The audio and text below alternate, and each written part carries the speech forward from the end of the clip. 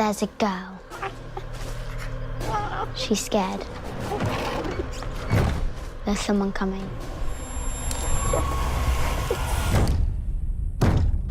What is going on, my horror fans and friends? We are back with day 7 of my horror movie challenge, watching and reviewing a horror movie I have never seen before.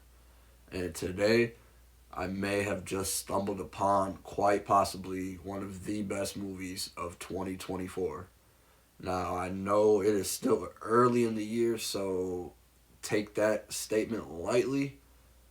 But guys, this was a phenomenal film.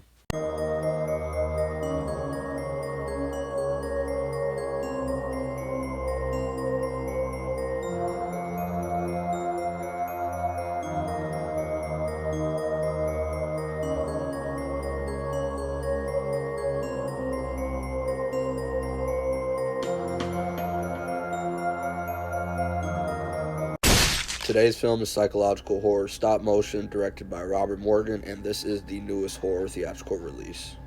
Now, this is showing in limited theaters, unfortunately, but guys, if you have the opportunity to go see this movie, if this is playing in any theaters near you, you absolutely need to make it your mission to go see this. This film follows our main character, Ella, which is a young girl who is assisting her mom in making the stop-motion animated film.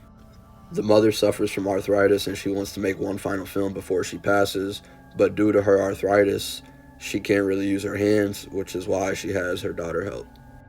The mother is also extremely stern and strict, showing signs of mental and emotional abuse towards her daughter and the way she treats her, just basically not taking no for an answer when it comes to how she wants to make her film, basically telling her daughter like it's either her way or no way at all.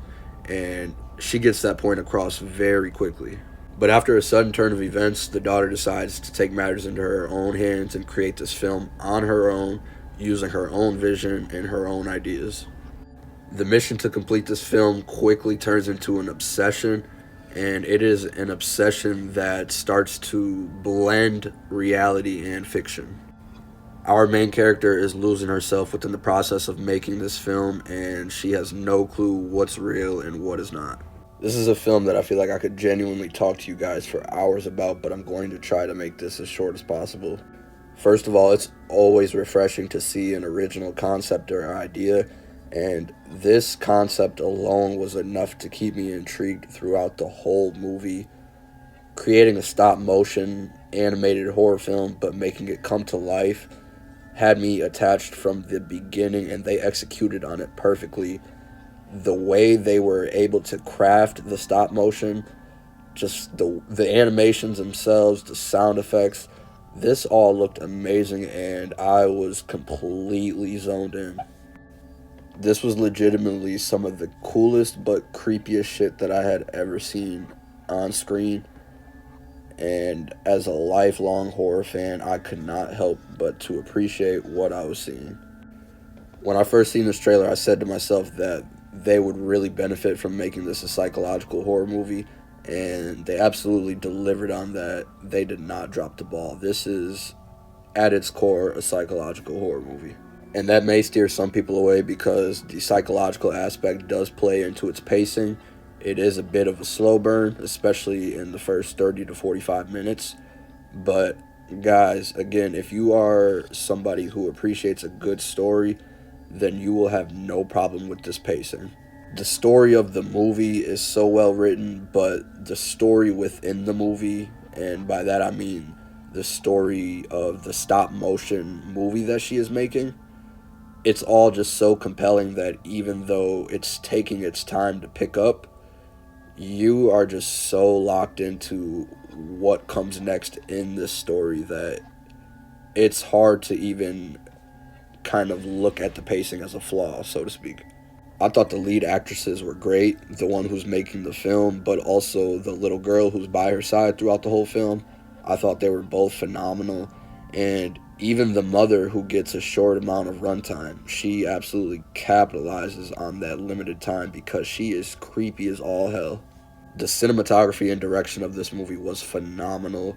Use of lighting, absolutely capitalized in that aspect. The disturbing imagery is definitely prominent here, especially towards the back half of the film, but more particularly within the stop motion that you're seeing. Those little shits look unsettling.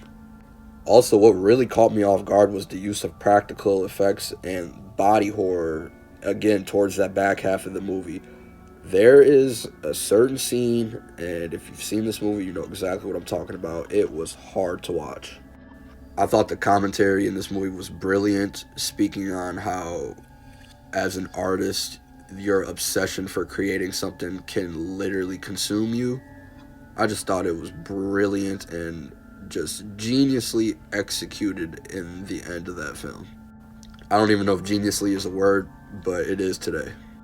I have nothing but respect and admiration for Robert Morgan and the rest of the team that made this movie come to life. Special effects crew, sound design crew, everybody, because this is genuinely one of the most creative horror films I have ever seen in my life.